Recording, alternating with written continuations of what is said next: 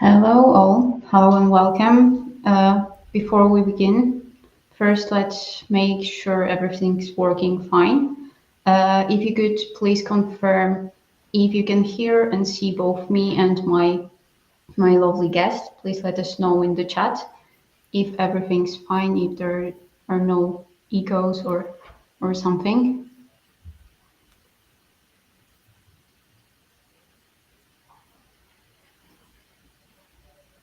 Can anyone hear us or see us? Have confirmation? Yeah, seems like it's working fine, so let's begin. Again, welcome to the Q&A session with our upcoming SEO Vibes Conference speakers. My name is Agata Gruszka, and I'm International SEO Manager here at WordPress, and I will be your host today. Before we start, I have a few organizational details and announcements. First, the webinar is part of WordPress Academy project, and our meeting will last about an hour. The event precedes our upcoming SEO Vibes Conference in Budapest, which will take place on 4th and 5th of October at Eiffel Art Studios in Budapest. Of course, the whole webinar is being recorded and you will receive a link to the video via email once it ends. If by any chance you're with us but you haven't registered for the event, we're now sending a link in the chat for those who still want to sign up and receive the materials after the webinar. I have technical support with me. Behind the scenes, there's Halina she will ensure the smooth running on the webinar.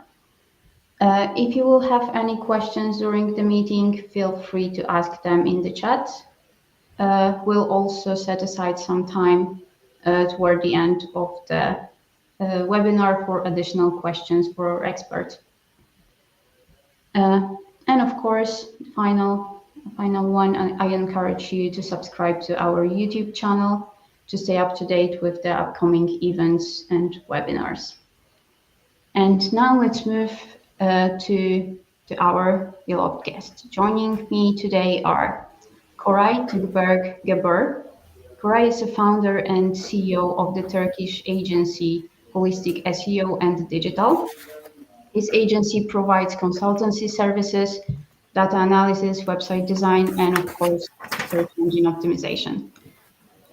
Koray is associated with SEO since 2015, and during that time, he cooperated with over 300 companies and provided SEO help for them. He uses mainly data science in his work. Probably the ones who are with us on SEO and Content Camp in Zakopane this year may remember his amazing presentation on semantic SEO. Koray is also an author of numerous case studies on positioning and SEO with detailed explanations of how Google search engine works. Koray, your presentation at SEO Vibes is going to be titled Pixels, Letters, and Bytes. Can you say a couple of words about that?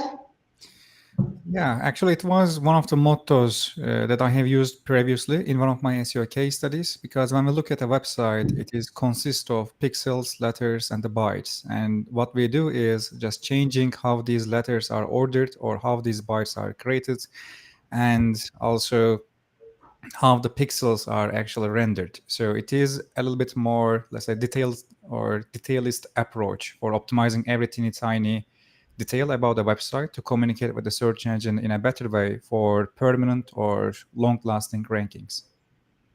Okay, perfect. Can wait for it. Thank you. Thank you, Koray. Our next guest is Kyle Ruth. Kyle is owner of the High Voltage SEO agency, located around the world. You can visit them in Melbourne, Berlin, Kingston, and Phoenix, if I'm correct. Kyle is a speaker on SEO conferences. You might also meet him in Zakopane this year. Kyle is co-creator of Page Optimizer Pro, which is an algorithmic factor analysis tool used by SEO professionals all around the world. Kyle is also a co-founder of Internet Marketing Gold, IMG, an online community dedicated to science of SEO, which has already over 3,000 members. On SEO Vibes, he will teach you how Latin might come handy in SEO. Kyle, could you tell us more about your presentation? Sure. About 5 years ago, I was in a competition to rank the term rhinoplasty Plano. Rhinoplasty is a nose job, and Plano is right outside of Dallas, Texas. And I didn't win, but I did very well, and ended up moving to #1 organic, #1 in maps. And I did this site entirely in lorem ipsum, in fake Latin text.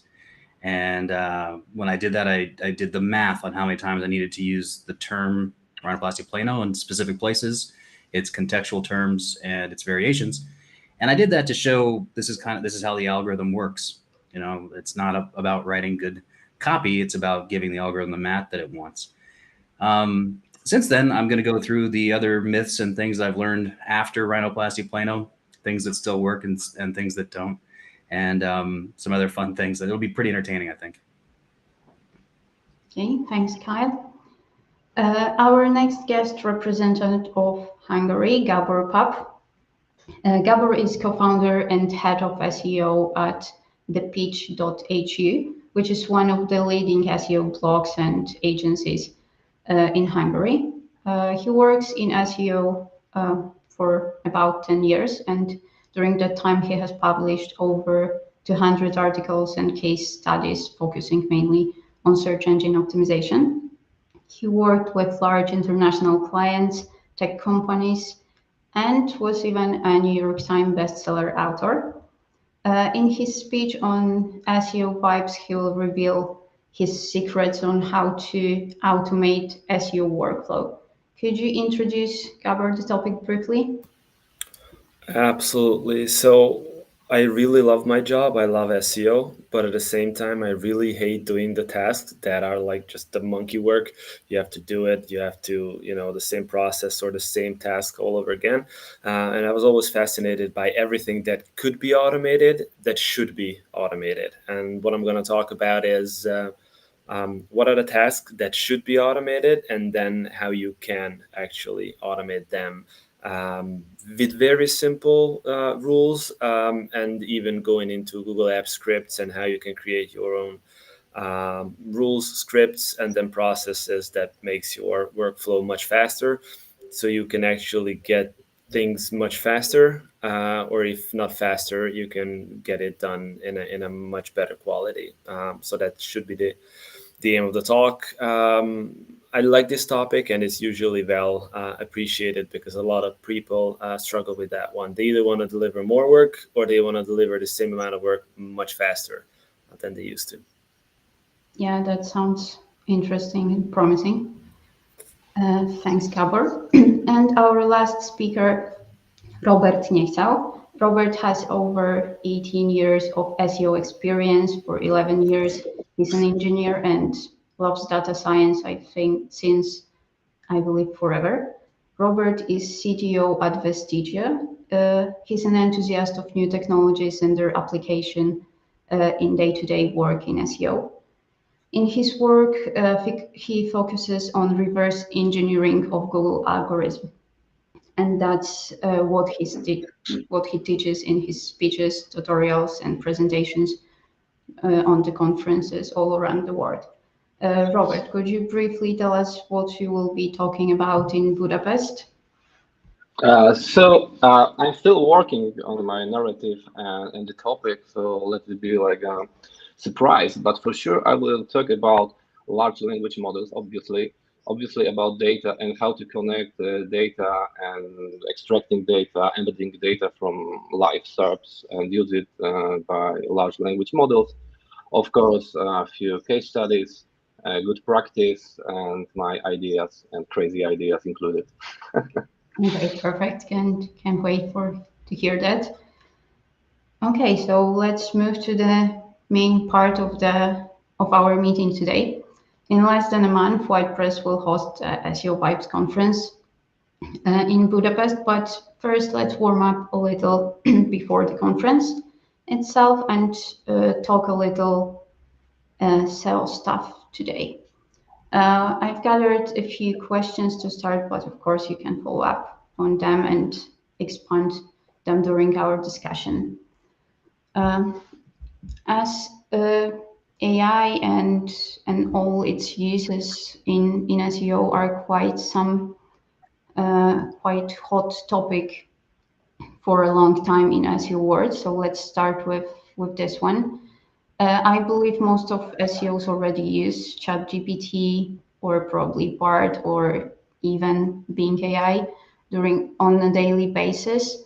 But what is your relationship with AI and chatbots? Do you use it every day? If so, what kind of tools in particular you're using and which AI-based technologies might come in handy for our listeners?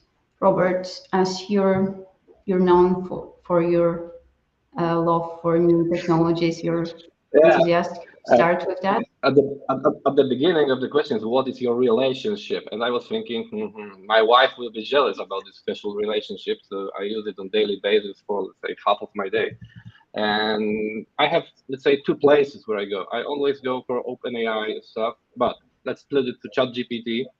So this random, let's say, simple interface. I use it for quick tasks like how to make this query for MySQL, or how to write special regular expression, or how to code something, because it speed up my work.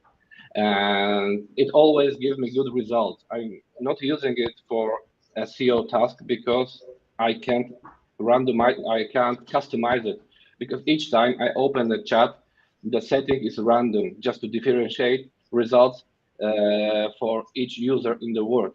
So I can't custom let's say, put custom settings, custom values, whatever. So I go directly to API where I, let's say, code, and I test everything in Playground. So it's my main, let's say, free thing. So ChatGPT for quick tasks, API for programming and going in bulk, and Playground for testing. Okay, cool, thanks. And are you using this newer for Polish audience chats like Bard or Bing AI? I'm trying not to disturb myself to go, because there's dozens of options of the market, and instead of testing each solution, I'm trying to focus on one thing. And in my opinion, the solution that OpenAI brings to the table is the best in the world in the class. Maybe the model the name is the Cloud, which is only available in US actually.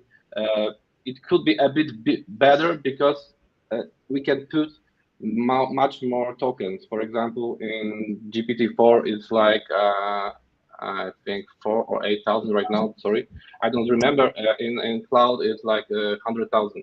It's the only difference, but I don't need it right now. So I'm trying to stick to one technology and be the best with it. Okay, cool. Thanks so much for your answer. And Gabor, what about you? What do you think about all these fancy AI tools, and do you use them? The way I look at it is that first I try everything out in just a couple of hours. I just want to get an understanding what is like a basic result that I would get, and then I pick one tool and then just nail the most out of it. I mostly use pretty much 99% only ChatGPT. And I use it for two main tasks. The number one is with our agency work, we create a lot of content, and for our content sites, so I get help from ChatGPT writing content. Not everything, like not a full article, but I'll detail that probably later on.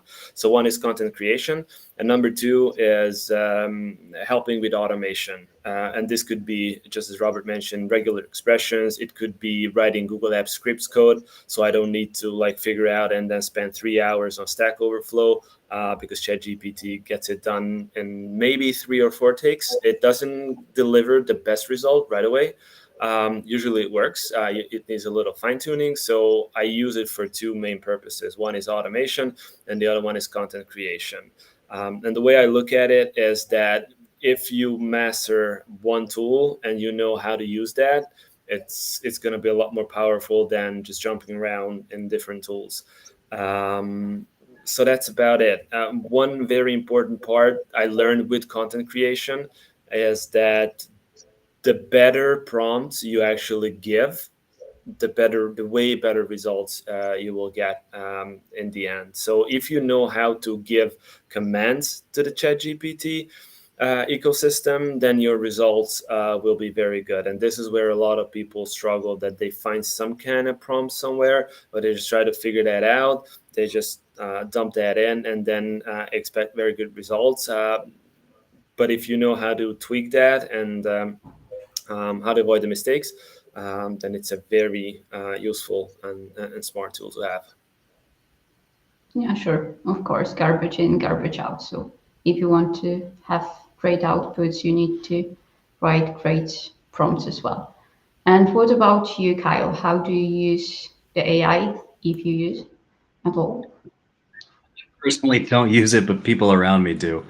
I would say the way that we're utilizing it the most is through generating content ideas, and then maybe for lesser quality content that we're not overly concerned about, using it for a good first draft. I found AI doesn't always listen, and it gets moody, and sometimes it'll do different things throughout the day, and it's not the most consistent tool that you've ever played with, but it can do a lot for like that content generation idea and a first draft. And I think that's a decent way to use it for right now. Okay, cool.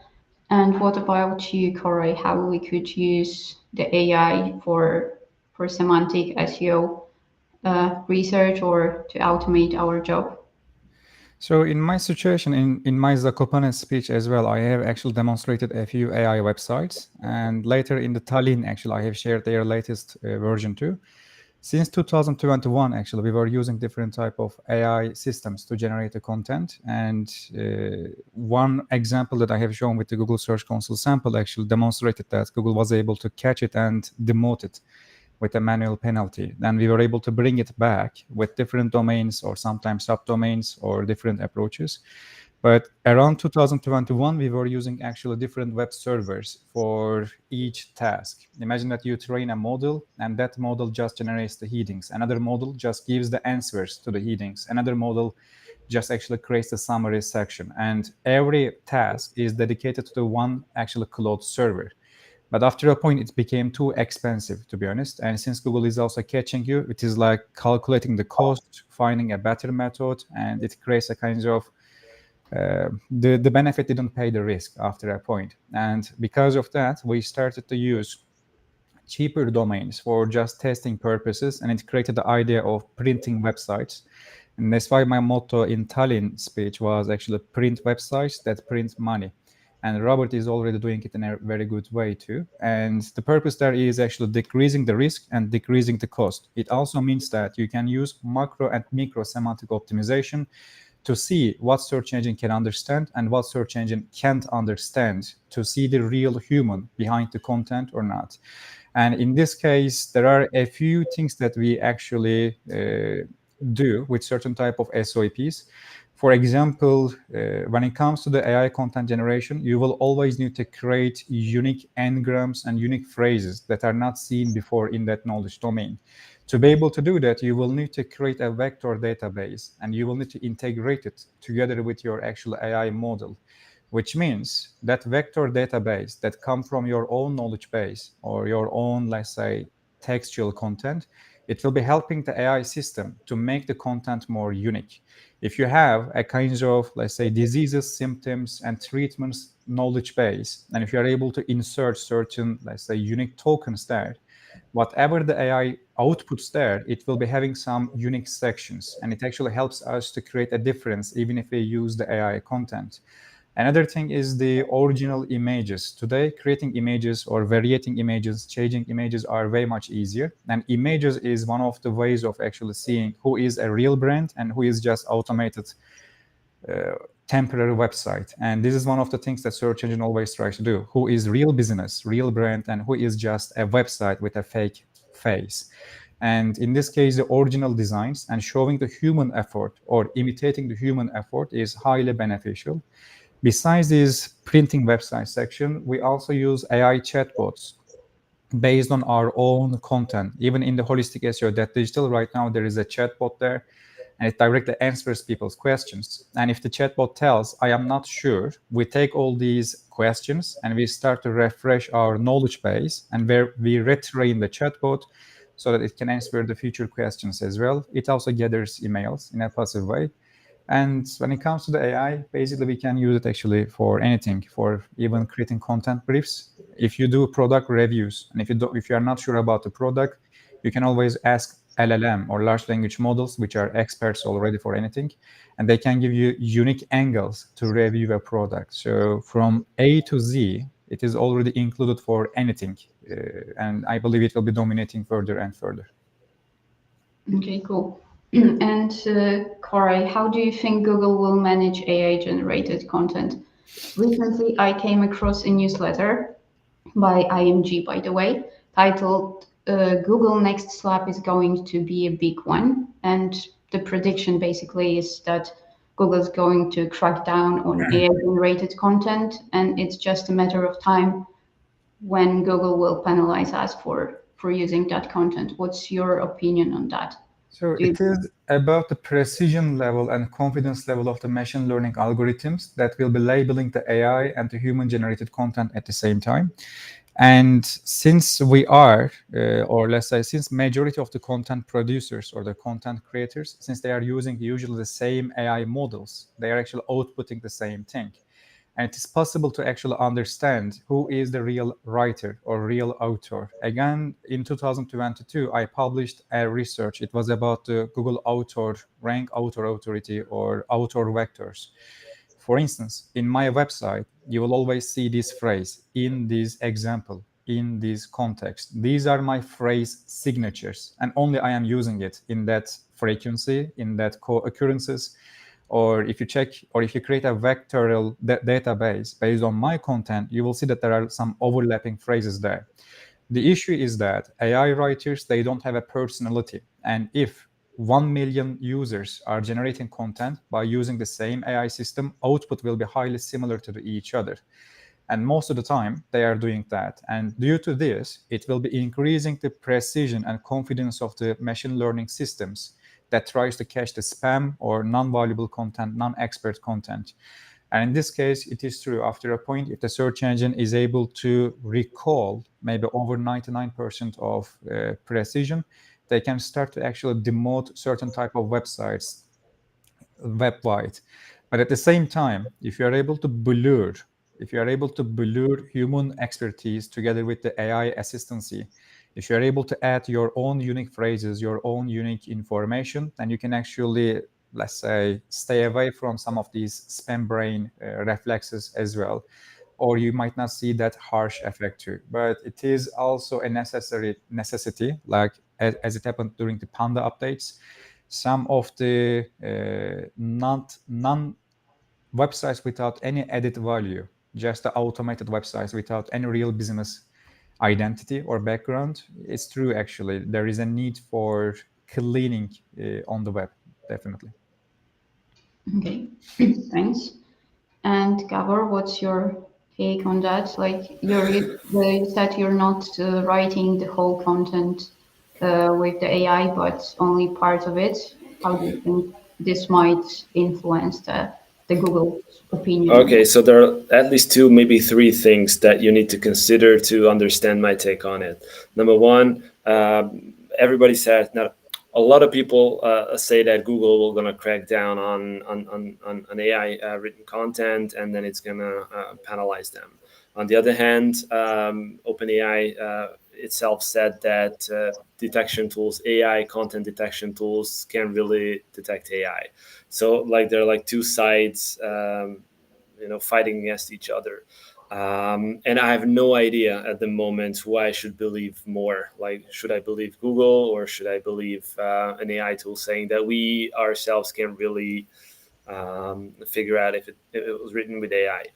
What I know for sure that, and this is the first section, first input for the answer. The second one is we create most of our content in the language called Hungarian, which is considered to be the first, maybe the second most difficult language.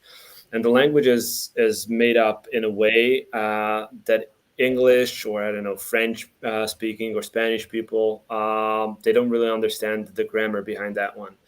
So detecting Hungarian language with AI, whether it was written with AI or not, is completely different than how you would look at English. And I do most of my work 90% plus in Hungarian. So my take on it is a little bit different than if you would only work in English. Hungarian is extremely difficult. If somebody reads like a sentence, within the second sentence, you can tell whether that was written with AI or with a normal person, like a human behind that one. It's that simple and that easy, because it's very easy to pick up grammatical mistakes and errors that most of these machine learning algorithms and translators do. And I have a friend who is in the translation business, like proper translation business, and he said that there's like a shift in translation to something called MTPE, which is machine translation post editing. Which means that you multiply the machine translation, the speed of machine translation, but then a human comes in and then edits the content, with the accuracy of a human. And the way we look at it in Hungarian content, because it's so easy to detect whether it's fake or not, like by a person, not by an algorithm, that we look at it as an MTPE project when we create content. Okay, we're going to speed up the process, but we need the human editing in place to not just rank for the short term, but to actually have content that can rank in the long term, and not just like, print a website and that doesn't rank or ranks for a short while, but it's going to go a long way. So these are the three elements that I have in the background. Hungarian is way too difficult, and if you don't do human editing, only do like an output from a machine, I can detect that in 3 seconds. I just start reading, okay, and it's out, and I have no idea whether the algorithm is smart enough to understand Hungarian in that way, because the language is so different and difficult. So is Google going to crack down on Hungarian content? I'm not exactly sure. Like I kind of tend towards not in the near future, but at the same time, if a human editor or like a reviewer comes and checks the website, it's going to fail instantly. Like if somebody speaks Hungarian, you can pick up that, okay, this was not written by a human, and then you're out. Okay, cool. I think we have the same thing with Polish. It's also hard language to learn for this language model, so it looks similar. And what's your opinion, Robert, on that? How Google will manage such content? So let me connect to what Gabor said and Koray. So everything is just the accuracy game, and accuracy game for Google algorithms. And as for now, even OpenAI stated, I will send it on a private chat, and please send to the people. A few days ago, like 3 or 4 days ago, that the proper content detection is not mathematically possible. But today, of course, they will, let's say, develop better models, machine learning stuff, whatever, and it will be doable in the future, because everybody is dancing around the same fire, let's say, same model, same data set, similar prompt in ChatGPT, whatever. And in the long run, it will, let's say, even if you change the prompt, change the stuff, it will cause the duplicate content in the internet in the long run, because this sort of probability is endless. Not endless is ended. And then Google will label this sort of content and clean it from the index, because Google is a business, so they would need to cut costs. And if we print website and publish content in bulk, they will cut it, and it will happen in the future. But as from now, the thing is the quality and the user experience we gave based on the content. And typically, the content generated by ChatGPT, let's say, it's similar to each other. Not perfect headings, formatting, images. It's same as the whole internet. And look, the explosion of the ChatGPT and large language model, like say worldwide, was let's say last year in November or December, and everybody in the world started using it like on January this year. But the first helpful content update was last year on August. So before the AI explosion, and somehow Google detected what they need to prune from the index, and it was based on quality, user signals, content structures. Koray can explain it better in this content vectors, whatever. They did it before AI, and I think the next pruning will be same methods, not AI detection methods. And if you want to survive this prune, let's enrich your content with tables, calculators. You can build it literally in ChatGPT, make calculation in JavaScript for this, make table based on this content, whatever. If you enrich plus extra images, extra formatting, you are good to go and save in this case. Okay, thanks. And Kyle, like your lorem ipsum ranked well for at least some time until Google learned about it because of the buzz around the topic. Do you think that we can expect similar outputs? I mean, high position with the content written by AI, which is at least, let's be true, more related to the website topic than lorem ipsum. So, does Google will Google be able to differentiate the actual content, AI written content, from the one human written? Still rank lorem ipsum. That still works, but it's not because it's lorem ipsum. It's because it is actually unique.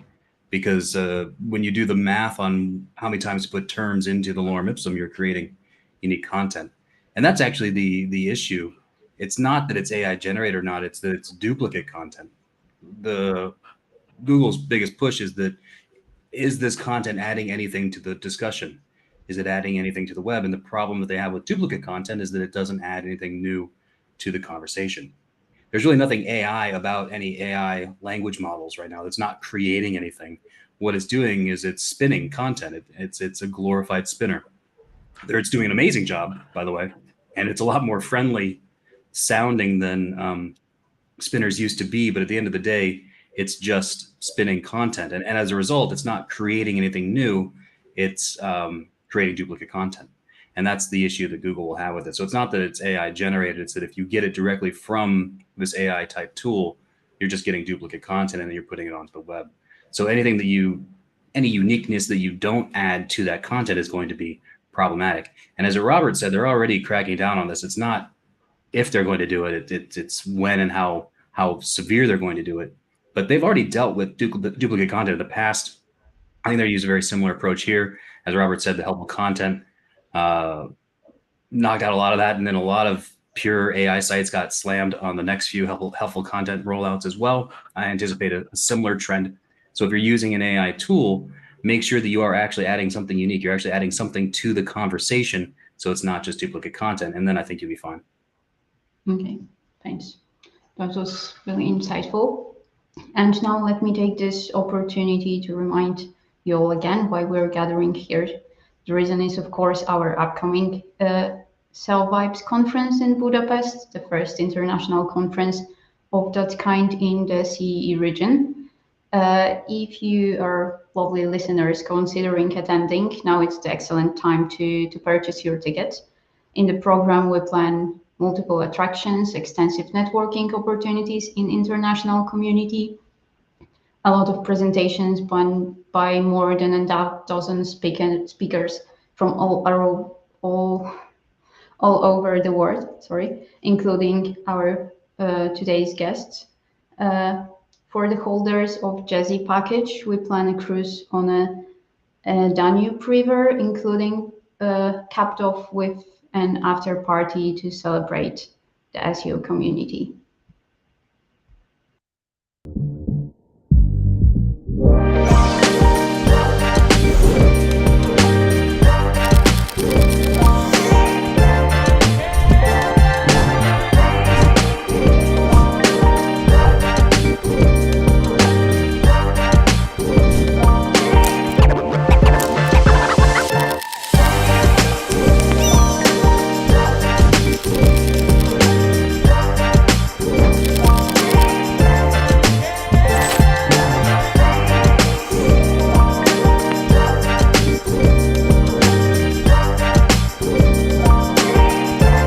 Érezd át a SEO Vibe-okat velünk. Trăiește și tu experiența SEO Vibes alături de noi. Sentí las vibras del SEO con nosotros. SEO Vibes-ı bizimle hissedin. Senti le SEO Vibes insieme a noi. Feel the SEO vibes with us. Poczuj z nami SEO Vibes.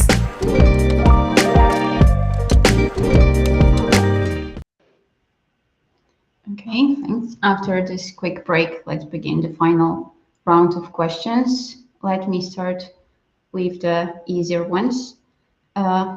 What's the most common SEO myth you came across recently, or the weirdest one you've ever heard? And this time, maybe let's start with Kyle.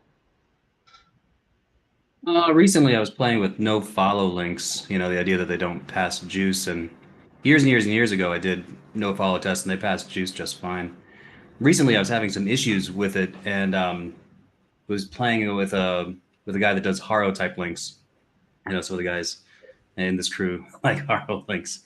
And what we actually found though is if the page is getting traffic, if it's getting organic traffic and it's ranking for things, then the no follow link definitely passes juice. The ones that wouldn't do anything were ones that are on test sites that weren't ranking for anything and didn't have any organic traffic at all. So I hope people listen when talking heads say that it's this or that, like no following so fast juice. Because whenever you read stuff online from like the big publications or anything, that never once do they say, well, I tested it and here's what I did and here were the results. They always just say like, well, Google says this and I feel that, so it's this. And I hope people listen to that, because then we can do things for ourselves, figure out what's going on, and then take advantage of it. So that was a big one that I was just playing with recently, and it was a lot of fun. Yeah, no follow links are always fun. And what about you, Koray? What was the weirdest SEO myth you came across? So there are lots of weird things, to be honest. I don't know where to begin. But one of them, for instance, is, let's say there is a really famous person on the web, and just mentioning their names on the footer actually allegedly will help you to actually improve your, let's say, EEAT or other things. Because most myths that I see, they are actually about the EEAT concept. One of the reasons for that is I believe it is slightly relative. And since it is relative, because the trustworthy thing might be changing from me to you. And based on that, people are just creating extra guesses. For instance, they see a website, it ranks higher and it has something on the footer, they try to imitate it. Let's say there is a website that ranks higher without even a writer, they just try to remove their writer again. And they feel the need of imitation most of the time without understanding the search engine or the needs of the search engine. Another one is longer content ranks always better. It's not the situation, because different algorithms have different standards. For instance, if you use a TF-IDF-based system, longer articles will have higher relevance. If you use BM25, shorter articles will rank higher. But we have also a concept of term saturation. According to the content length, the search engines are able to actually saturize the term, so that after a point that term actually doesn't give any relevance. And another one is repeating the same, let's say, repeating the same fact, let's say 5 times on a page will be helpful. Keyword density is another one. And I believe more and more myths without any proven, let's say, approach or guide or something, they are coming every day. But lately, most of the myths that I see, they are about usually the EAT angle. And the reason for that is no one needs to prove it, and everyone just makes things up, like adding this, removing this, or talking about that, etc. For example, using the external site factors for trust signals, it is highly beneficial, and we can actually validate it by using some certain type of A/B tests. Brand search demand definitely is helpful for higher rankings and higher trust. But when it comes to just imitating another website for design, for even color palette or these type of things, it doesn't mean that Google will start to believe that you are actually directly a business, or these type of things. I can tell. Okay, cool. And what about you, Gabor? Are there any Hungarian There are a couple of things that, like, I wouldn't call them myths, but they annoy me. And the concept is that if you buy like a product, let's say milk, it has an expiry date. And I kind of like that one because I know that it might go bad after that date. And I wish there was something like that for SEO advice. Because people put things online and you have no idea when they put it online, where they read it, when they read it. And we know SEOs what they do. Every December or January, they just go, they update a title, 50 tips for SEO in 2023. And when December comes, they will just update that to 2024, and then they're gonna, still keep ranking. But the actual content that's written in there, it might be outdated for like 6, 7, maybe 10 years because they never actually revised that. And there is one specific guy that ranks in Hungarian, and it kind of annoys me, with his 50 tips on SEO. It still features Google authorship. It doesn't even exist for like 3, 5, 4 years now. It features you have to publish fresh content on a weekly basis because that's gonna have your site or make your site more visible to Google and things like that. And one thing I wish, whether there was like, as Kyle said, there should be proof like, hey, I tested this and this worked. These are the results. On my mini test, or number 2, there should be like an expiry date. Like if you cannot confirm or like reassess your recommendation, then it should be just deleted from the internet because it might not be true. And then people keep reading all these things that used to be true for like 10, 15 years ago, or maybe 5 years ago. It might have been true, or it might have never been true. But at the same time, you keep reading these and people keep asking us these questions like, hey, I read this. And my first question is, okay, send me the link. I want to read it. I want to understand it, what you read and where you read it, because then I can give you an answer why you're either completely wrong or that person was probably wrong. And it's not a myth, but it's, like an obstacle I have to come across every single time that somebody asks me something. And the knowledge they gathered was either never true or just way outdated. It happens a lot of time, especially in Hungarian. Okay, we have the same actually on Polish markets. A lot of myths are still somewhere in the internet, and people keep asking the same questions all over again. And Robert, what's the most common SEO myth you know? Actually, it was a question for me because I'm trying to cut the noise from the industry, and the myth and fairy tales come this year and leave this year like instantly. But let me try. So Kyle mentioned no follow, it's true. Koray mentioned EEAT stuff, and it's also myth and fairy tale for me. I will add to the table TR manipulation, trying to fake a traffic to move a needle in Google. It's a myth, it doesn't work at all. Next myth is link topicality, that you need to link only from topical relevant website, and it only works. It's next myth, and you can go outside of the bubble and still get the link using link. And yeah, I think these two yeah. Okay, cool. Okay, so let's move to the next topic, analyzing core web updates. Recently, we had one August 2023 core update. What's your way to deal with the core update? What should someone do? Where should they start when they notice a drop in their organic traffic? And is there a way to bulletproof your site against the future updates? Do you have any effective strategies to make your website bulletproof?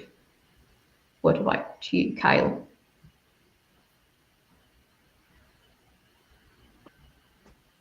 The biggest thing that I think you need to do before there's an update is get your benchmarks in place. What did you use for your benchmarks for what you did for your own page? Like how many times you're using terms in different places?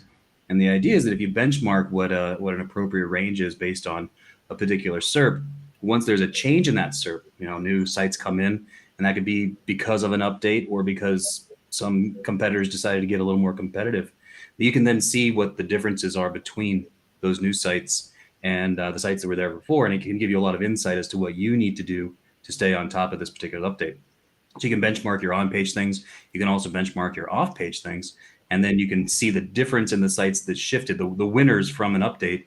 And then in particular, you can isolate, say, if there were 3 new sites on page 1, you can isolate those 3 pages and see how they are different from, say, the 3 pages that dropped out of there. And so I think the best way to deal with an update is to be prepared before that update with the landscape. How does this look? What is Google rewarding right now? What are those benchmarks? And if you have those in place, then after the update, you can then compare and see the difference between the two and give yourself a roadmap for what you need to fix. Okay, cool. Thanks.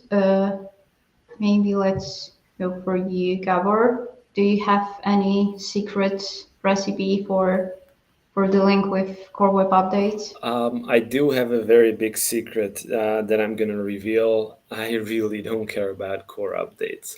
Like we usually try to work in SEO in a way that we look at the landscape and just Kyle said, we don't take benchmarks because there might come like an update. We look at the benchmarks because we want to benchmark against other companies. We benchmark the tech, we benchmark the content, and we benchmark the backlinks. These 3 big pillars. We'll look at the landscape. And if you are better in every single category than your competitors, in the long run, you should be ranking better than them. That's like the very basic principle. And if you aim in every single section to close the gap between you and the person outranking you, then over time, you'll start to outrank them.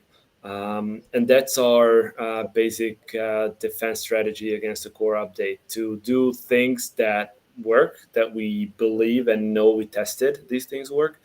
And then once you do that, you're actually kind of immune to all the core updates. So I can't say with 100% like positively, but I'm pretty sure that we haven't had a core update with our clients who are on retainer. We usually just get people, hey, we've been like penalized heavily with another agency. Please take a look at it. We would look at it, we would give a suggestion. But if we would be running, or if we were to run that company under our agency, they probably wouldn't be penalized because they were doing things, or as you say in SEO, they were doing shit they shouldn't have been doing.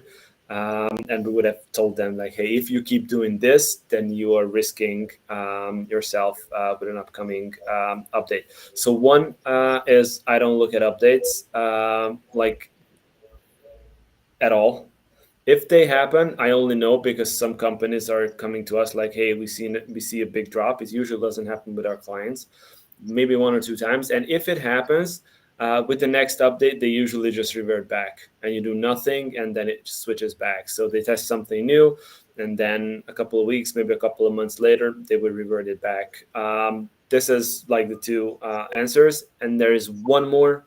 And I'll have to jump back on this pet peeve. In Hungarian, these core updates usually roll out after the English version. So you see a shakeup in the English SEO space, and you know that something is coming. But for the rest of the world, they deployed that, and especially for Hungary, which is a very small market, days, maybe weeks later. So you eventually know that something might be coming. But we usually don't kind of like prepare very heavily on updates because we don't look at it. That's our big strategy on that one. Okay, cool. What about you, Koray?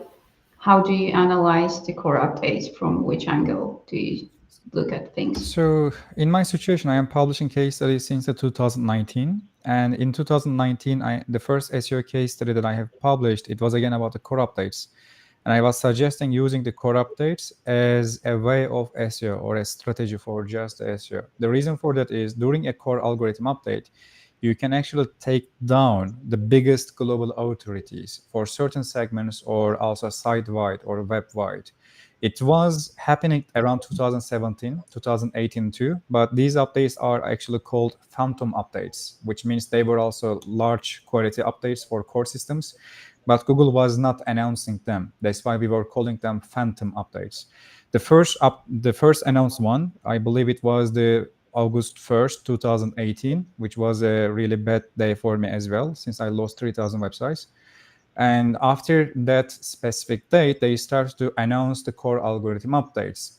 And one particular thing that there is, first one is, if you are able to prepare your website in a proper way to the next core update, it means you can actually make your website 3 times or 4 times bigger. Another thing that you should know is until to the next core update, the website will continue to rank higher, even if you break it, because Google already prioritized the domain. Since I know this effect, for the last 3-4 years, I was actually creating a kind of system. The first thing that I do is classifying the websites between winners and the losers. The second thing is that taking the common features for especially latest changes on these websites. And the third thing is targeting or aiming being the winner of the winner cluster. Because from Google's point of view, to decrease the cost for ranking purposes or evaluation, they won't be evaluating every domain one by one. First, they will be clustering the websites. Then, according to general features of these websites, they will be prioritizing one cluster compared to the other one. Then every cluster will have a certain type of representative website. That representative website will be reflecting and representing the overall changes on entire actual cluster. You can realize that certain websites give certain answers or feedbacks for certain updates. For instance, the last one. If you look at the March core algorithm update this year, most of the websites that lost the March core algorithm update, they got a positive effect from the August core algorithm update.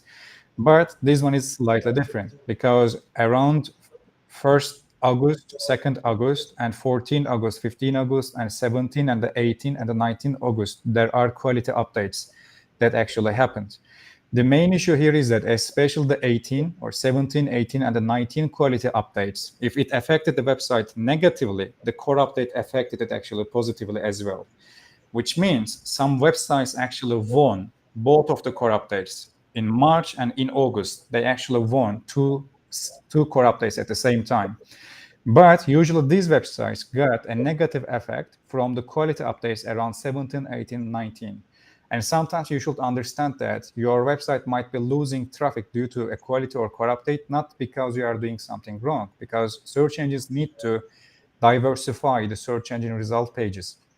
It means that they will need to put you under a threshold. You can't exceed that threshold for further or higher rankings unless you are not providing enough level of topical authority or centrality in the link graph, or let's say in terms of the brand search demand or the brand signals.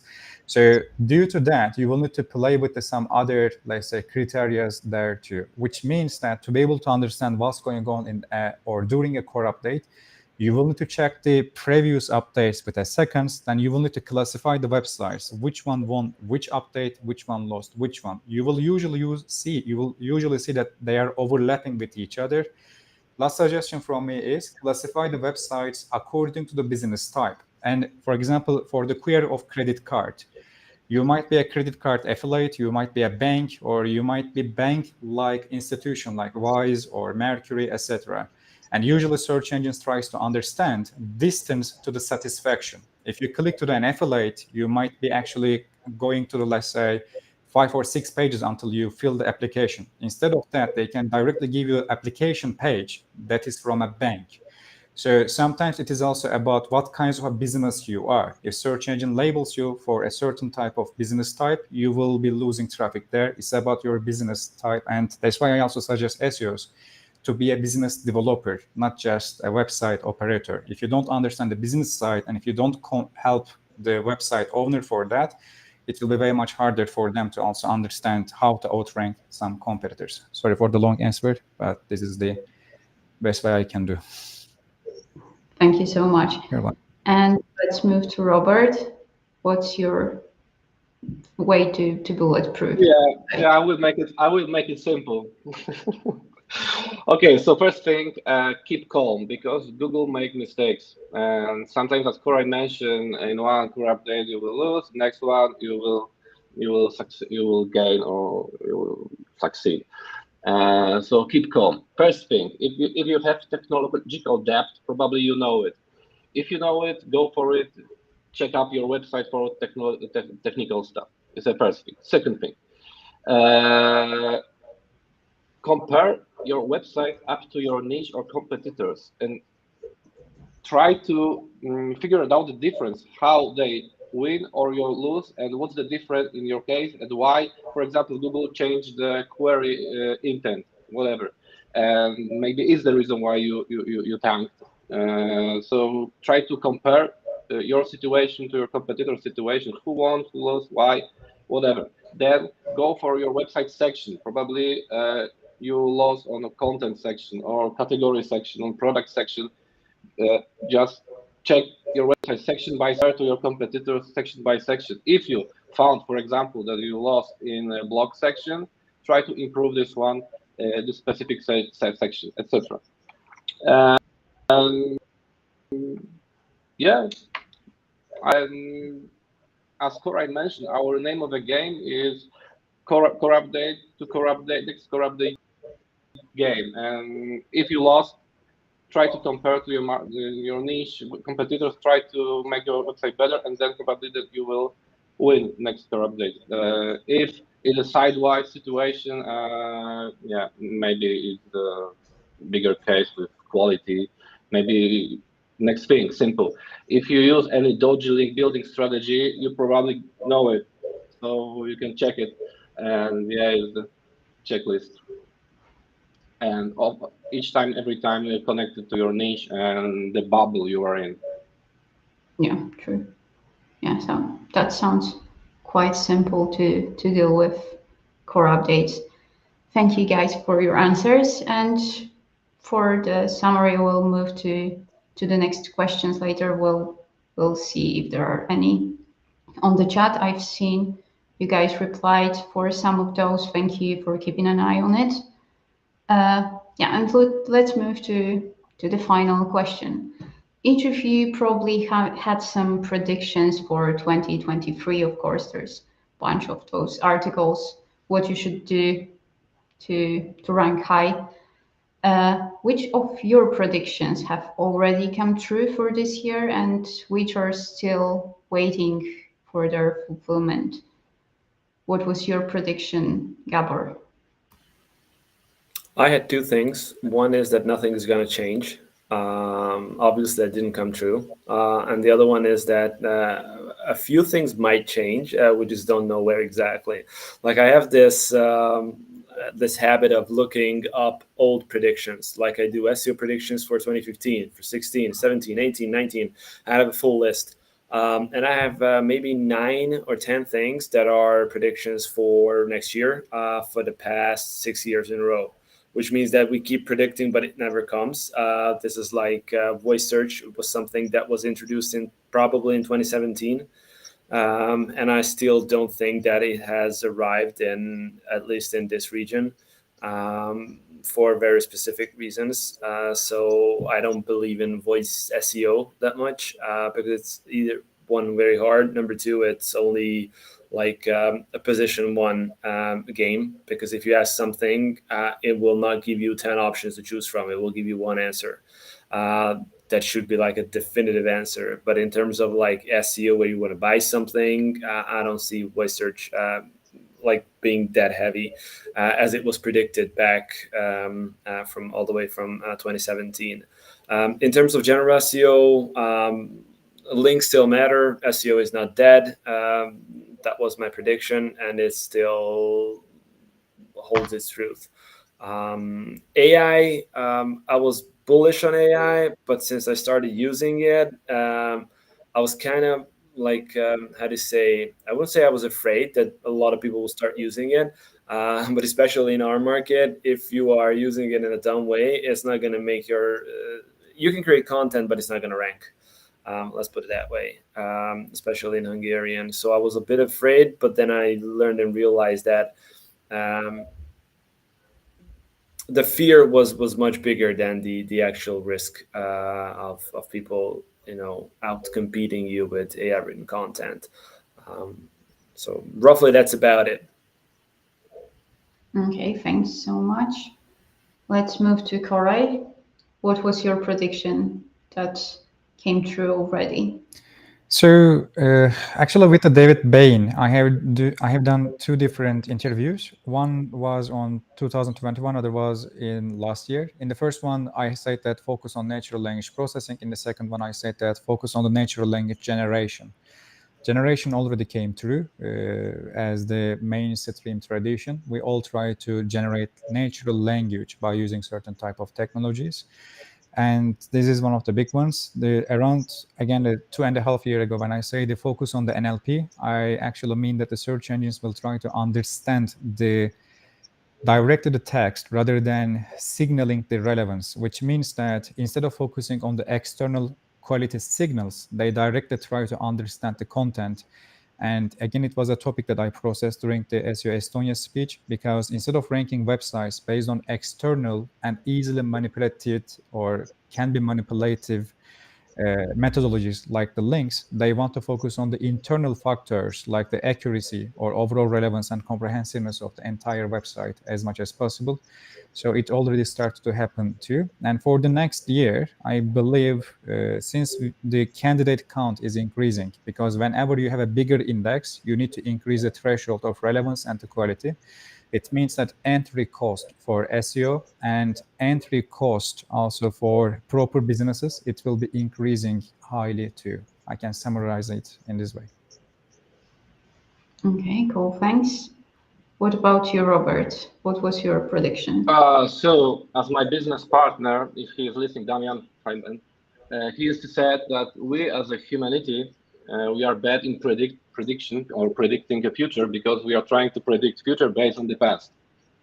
So I'm trying not to predict, but in my opinion, from my opinion today, Cindy Crum showed me the idea of the customer clusterization or clusterization, the journey in Google Chrome.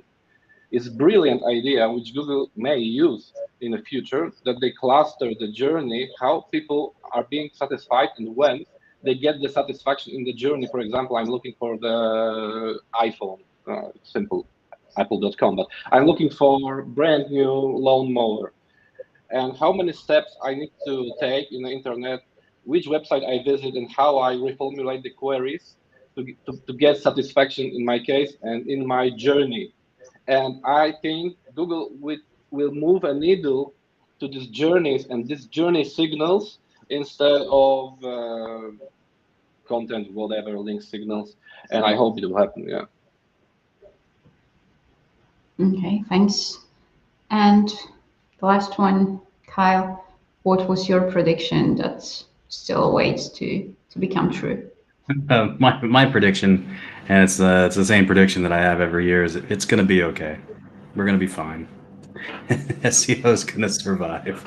You know, in the 12, 10 plus years that I've been doing SEO, every year SEO is dead. Something is just about to kill it.